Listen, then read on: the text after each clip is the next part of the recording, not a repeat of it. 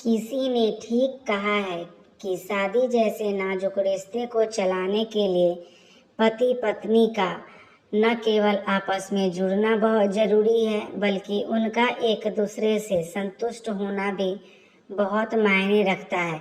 हालांकि मुझे अपनी शादी में दोनों में से कुछ नहीं मिला था। मैं अपनी शादी से बिल्कुल भी खुश नहीं थी।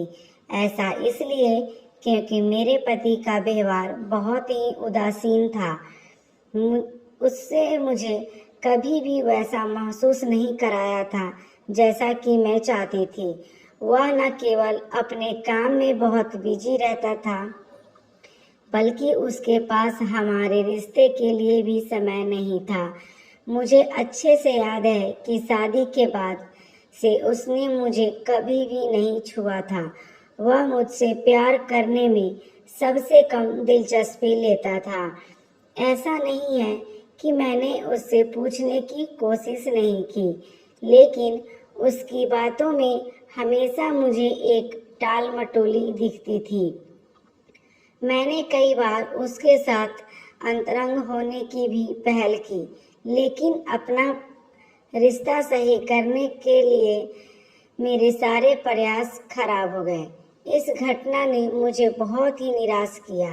हमारी शादी बाहर से शांतिपूर्ण दिखती थी, लेकिन वास्तव में यह मेरे लिए गले का फांसी का फंदा बनती जा रही थी।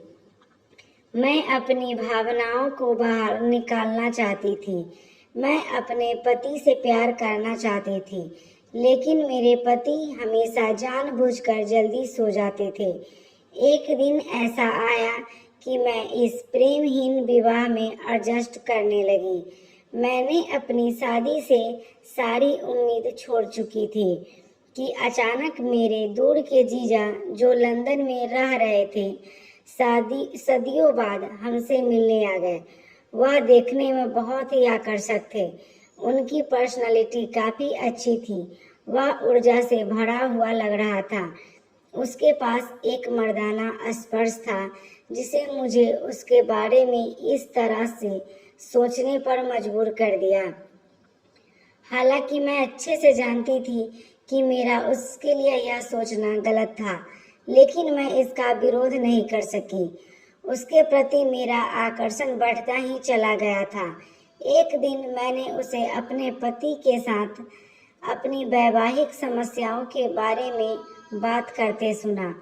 वह बता रहा था कि उसके और उसकी पत्नी के बीच लंबे समय से काफी तनाव चल रहा था। वह मेरे पति से कह रहे थे कि वह मेरी दीदी से बात क्यों नहीं करते इस बारे में।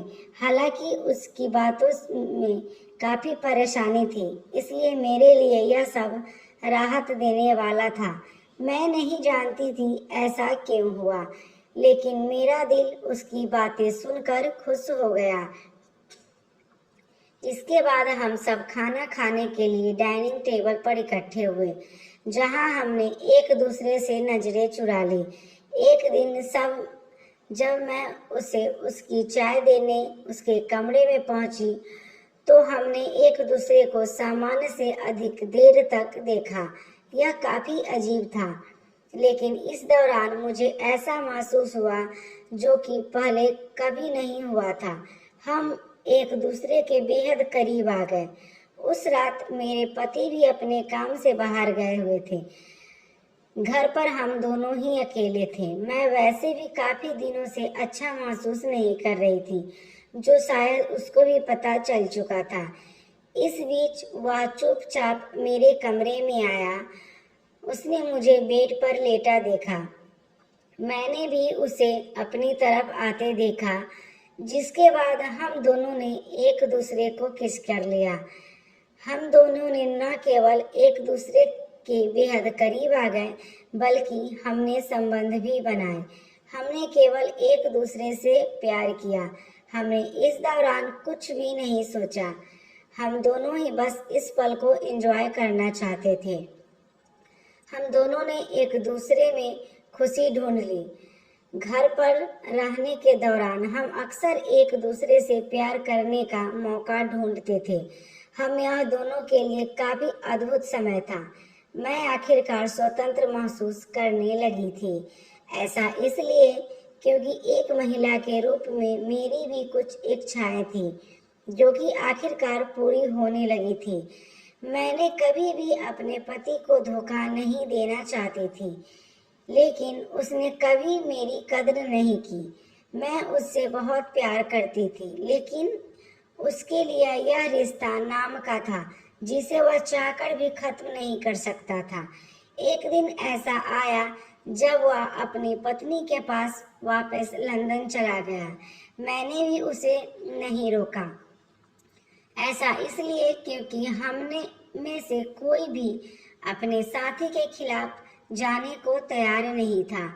हम अपना सारा जीवन एक साथ होकर बर्बाद नहीं कर सकते थे।